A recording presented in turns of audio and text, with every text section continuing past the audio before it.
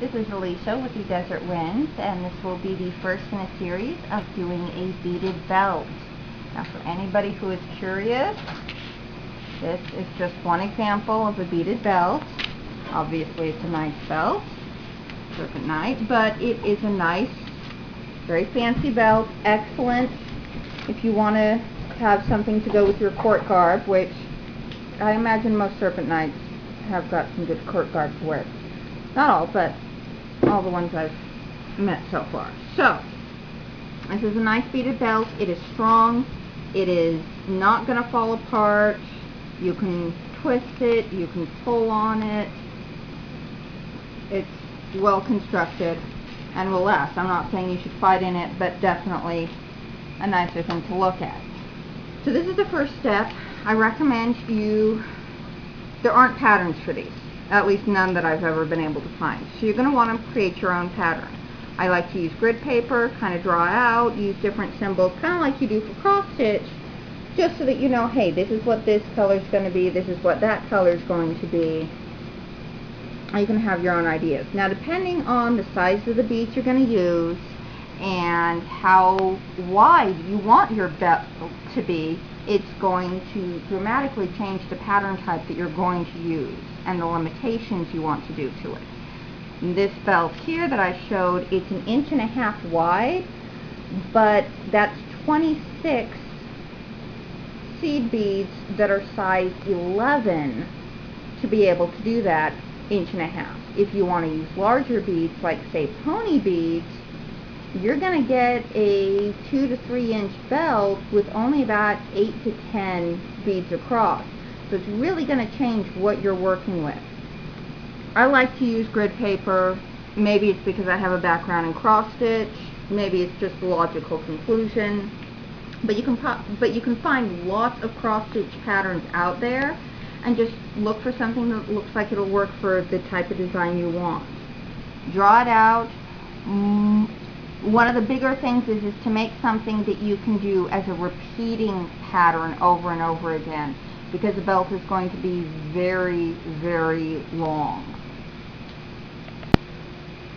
Once you have your pattern decided and created, next thing you want to do is you don't want to be running out of stuff. So I always recommend you get your stuff ahead of time. This is a standard beading mat. It's semi-fuzzy, but the nice thing is that I can put beads on it without them falling all over the place. They want to stay put, which is nice. Also, make sure you have lots and lots of beads. You may need to go in and place special orders. Make sure you have a place to put your beads. This belt took 3.5 weeks, probably over 200 man-hours working on it all the time. You're not going to sit down and make a belt in a day. That's just not going to happen. So I recommend getting something to keep your beads in so that they're nice and organized as well. Beading thread is very important. There are all kinds of different kinds. The most important thing about your beading thread is that you want something that's not going to break.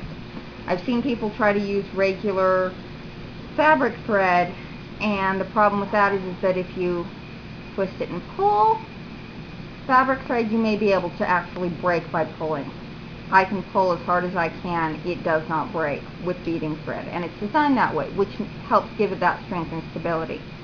Another thing is make sure that you're going to have a needle that you can thread that will go through the bead size that you choose.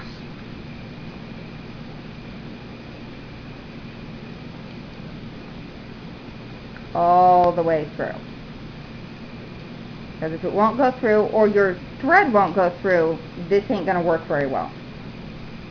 Now, my preference is to use the big-eyed or wide-eyed needles, because they're really, really easy to thread without having to hurt yourself or put your glasses on or take them off or use a magnifying glass or anything else to get that beaded. Gets in there and it's well done. Also, make sure you have scissors on hand, plenty of thread, plenty of beads. You're going to spend a lot of time here. Once you have everything you need, you can actually start beading. I prefer for my belts for them to have, I have an end around here, this nice triangular end at it. And I start from the bottom and end up working my way up to the ring.